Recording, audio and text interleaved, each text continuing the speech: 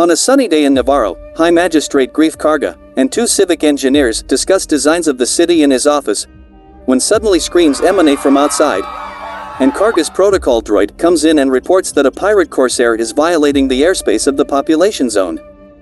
Karga tasks the protocol droid with evacuating the civilians to safety and adjourns the meeting with the civic engineers.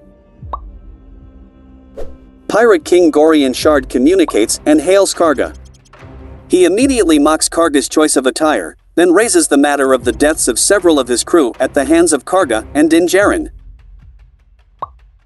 Karga tries to bluff, saying that Nevarro is under the protection of the New Republic, and Shard counters that the planet is an independent world no longer under the protection of Moff Gideon.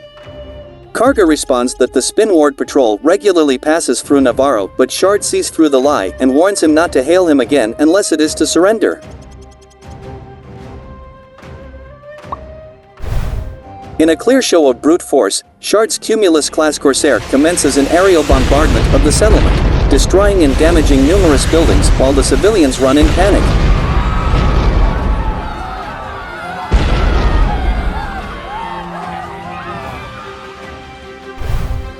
Captain Carson Teva receives the distress message from Karga, and although he travels to the capital of the New Republic requesting authorization and backup for dealing with pirates on Nevarro, his request is denied, so he decides to inform Din Djarin that his friend is in a desperate situation.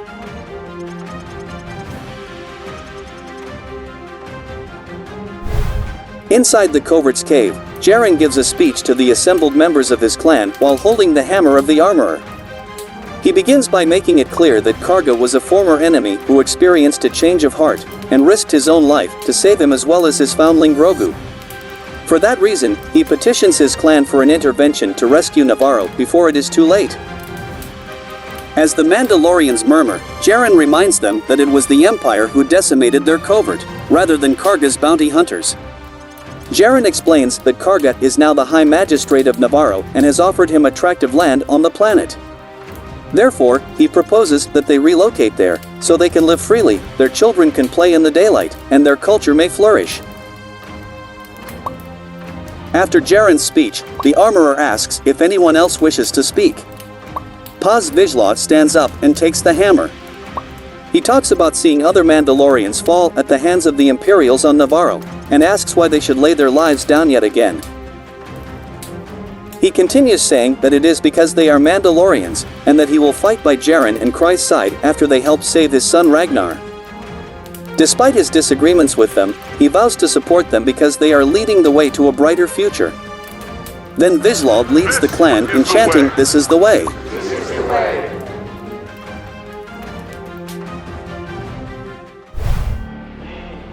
In Nevarro City, the pirates are pillaging the city when several of them see Djarin's N1 starfighter flying overhead. Djarin attacks Gorian Shard's corsair, damaging parts of the starship including the gun turrets. In response, Shard sends several pirate snub fighters led by Vane to pursue him.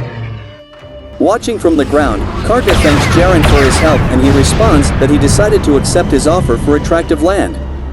But Karga warns Djarin to be careful since the pirates have him outnumbered 10-1.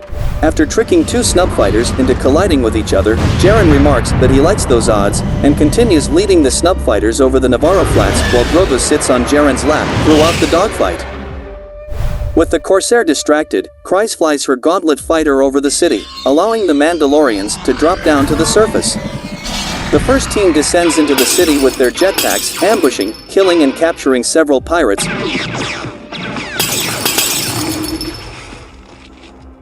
followed by Team 2, which moves towards the courtyard. Kryze comes back and takes out one of the Corsair's engines, and Shard orders the snub fighters to regroup for a counterattack. Vane and the surviving snub fighters comply, abandon the attack, and return to their starship.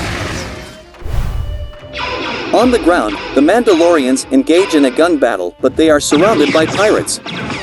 Then Paz Vizsla arrives with reinforcements, and takes out several enemies with his heavy repeating blaster. While a Trandoshan pirate mans a laser cannon emplacement and strafes the Mandalorians below, causing several casualties and getting them pinned down.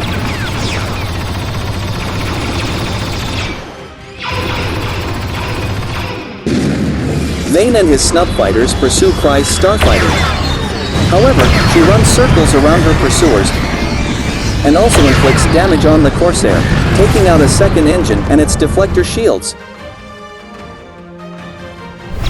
Meanwhile, the armorer ambushes several pirates who have holed themselves in Karga's office and takes them out with her hammer.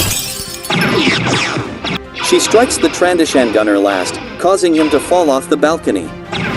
With the gunner taken out, Vizsla leads the ground forces against the remaining pirates on the ground and drive them out of the city, where Karga and the Nevarro citizens trap them and force their surrender.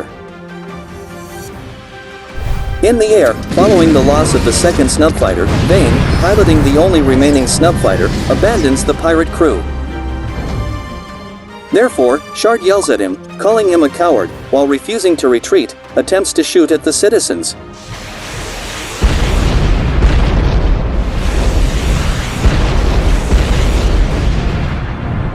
Working together, Djarin and Kryze bring down his ship by targeting the Corsair's last engine. Consequently, the Corsair suffers several explosions and the flaming wreckage crashes into the outskirts of Nevarro City in a larger explosion. After the battle, the townspeople celebrate, while the surviving pirates are rounded up. Karga thanks the Mandalorians for liberating his city. Despite being on opposite sides in the past, he says that this is behind them. As High Magistrate, cedes all land stretching from the western lava flats to Bullock Canyon to the Mandalorians. While they no longer have a home planet, he tells them that they now have a home on Nevarro, to which the townsfolk cheer and celebrate. In the aftermath of the battle that liberated Nevarro, the armorer tells Bo-Katan that Mandalore must join once again, and that she is the one who can unite the Mandalorians, because she walks both worlds, and consequently, can bring both tribes together, announcing that it is time to retake Mandalore.